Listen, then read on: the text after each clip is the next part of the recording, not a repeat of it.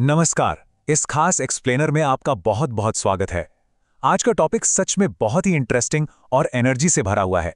हम बात करने वाले हैं रिलायंस जियो और मुकेश अंबानी के उस विजन की जिसने भारत के पूरे टेलीकॉम सेक्टर को हमेशा के लिए पलट कर रख दिया। लेकिन हम इस पूरी जर्नी को एक बिल्कुल ही अलग और मजेदार तरीके से समझेंगे। जरा सोचिए, अगर हम जियो के इस विशाल नेटवर्क के बनने की तुलना एक 3D एनिमेशन फिल्म के प्रोडक्शन पाइपलाइन से करें तो कैसा रहेगा। मतलब जैसे खाली स्क्रीन पर धीरे धीरे रंग, रूप और जान डाली जाती है, बिल्कुल वैसे ही भारत के डिजिटल लैंडस्केप को एक नई दिशा दी गई। तो चलिए बिना किसी देरी के शुरू करते हैं। ओके, तो इस कॉर्पोरेट सफर को हम 3D एनिमेटेड फिल्म बनाने के इन 5 मेन स्टेप्स में बांट कर देखते हैं। पहला है प्री प्रोडक्शन, यानी हमारा डिजिटल विजन। दूसरा, मॉडलिंग या नेटवर्क का निर्माण। तीसरा है एनिमेशन, जो कि हमारी डेटा क्रांति है। चौथा है VFX, यानी डिजिटल इकोसिस्टम। और सबसे आखिर में रेंडरिंग, यानी इस पूरी जर्नी का फाइनल इम्पैक्ट। तो आइए सबसे पहले बात करते हैं स्टेज 1 की, pre production, the digital vision. देखिए, किसी भी बड़े बदलाव की शुरुआत बस एक आइडिया से होती है। 3D एनिमेशन आखिर है क्या? एक ऐसा मीडियम है जो रुकी हुई तस्वीरों में आवाज और मोशन डालकर उनमें एक तरह से जान फूंक देता है।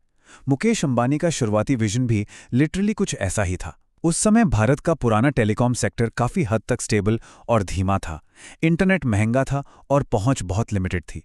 तो इस ठहरे हुए सेक्टर में एक नई ऊर्जा और जान डालने का काम इसी विजन ने किया।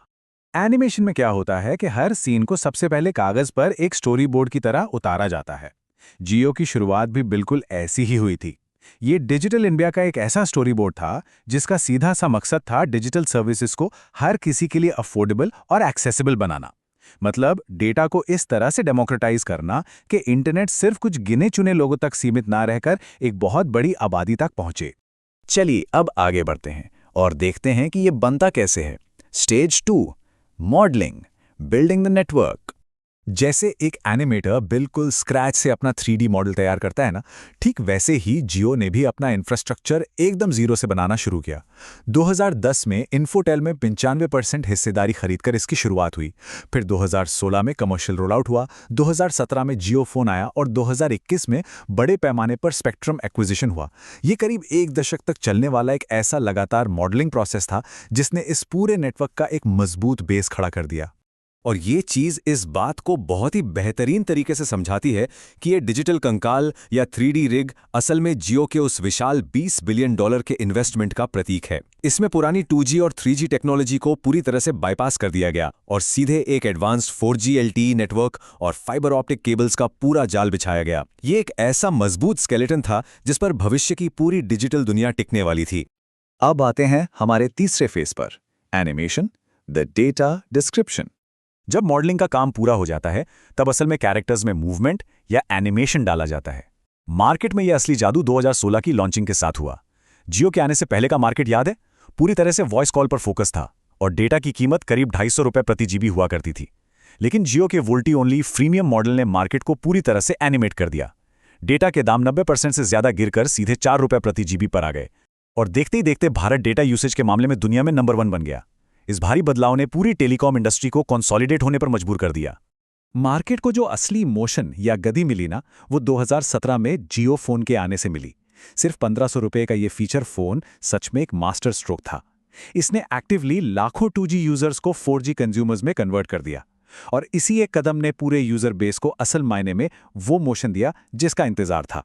चलिए अब शिफ्ट करते हैं हमारे चौथे फेस पर, VFX, द डिजिटल इकोसिस्टम। अब जैसे किसी भी फिल्म को एक्स्ट्रा ऑर्डिनरी बनाने के लिए उसमें VFX का जादू जोड़ा जाता है, ठीक उसी तरह जियो ने भी सिर्फ इंटरनेट देकर कहानी खत्म नहीं की। उन्होंने जियो टीवी, जियो सिनेमा, जियो सावन और जियो मार्ट जैसी सर्विसेज को जोड़कर एक पूरा डिजिटल इकोसिस्टम तैयार कर दिया।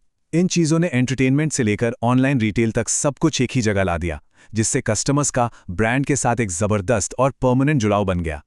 अब यहाँ पे जो सबसे इंटरेस्टिंग बात है वो है इसका स्केल। 2020 में फेसबुक ने $5.7 बिलियन में 10% स्टेक खरीदा। ये कोई छोटा मोटा अमाउंट नहीं है, ये एक बहुत बड़े VFX लेवल के एनहांसमेंट की तरह था।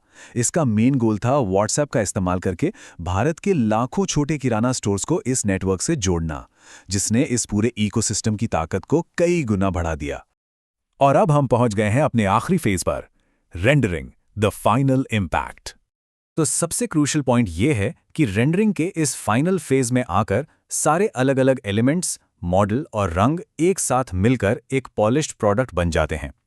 अगर इस पूरी तरह से रेंडर हुए कलरफुल 3D सीन को भारत के आज के टेलीकॉम लैंडस्केप से कंपेयर किया जाए तो साफ नजर आता है कि कैसे एक महंगा और अनरेंडर्ड ग्रे स्पेस आज पूरी तरह से एक वाइब्रेंट और पावरफुल डिजिटल इकोनॉमी में बदल चुका है। जरा इस नंबर पर गौर कीजिए, 524 मिलियन। ये आज की तारीख में जियो का सब्सक्राइबर बेस है। ये विशाल नंबर इस बात का सबसे बड़ा सबूत है कि जियो आज इंडियन हाउसहोल्ड्स और बिजनेस के लिए इंटरनेट एरा का सबसे प्राइमरी और भरोसेमंद गेटवे बन चुका है। इतनी बड़ी आबादी को एक साथ एक प्लेटफॉर्म पर ले आना किसी भी पैमाने पर एक असाधारण उपलब्धि है। तो अब अंत में एक बहुत ही अहम सवाल खड़ा होता है। 4G और डिजिटल कनेक्टिविटी का ये रेंडर अब पूरी तरह से कंप्लीट हो चुका है। मुकेश अंबानी की इस पाइपलाइन स्ट्रैटेजी ने शानदार काम किया है, लेकिन अगला प्रोजेक्ट क्या है? अब जो बुनियादी ढांचा तैयार है, तो जियो भारत के आने वाले फ्यूचर यानी आर्टिफिशियल इंटेलिजेंस और एज कंप्यूटिंग के युग को कैसे एनिमेट करेगा? इस शानदार सफलता के बाद ये सोचना अपने आप में बहुत रोमांचक है कि आगे क्या चमत्कार होने वाले हैं। इस एक्सप्लेनर में हमारे साथ जुड़ने के लिए आपका बहुत बहुत धन्यवाद।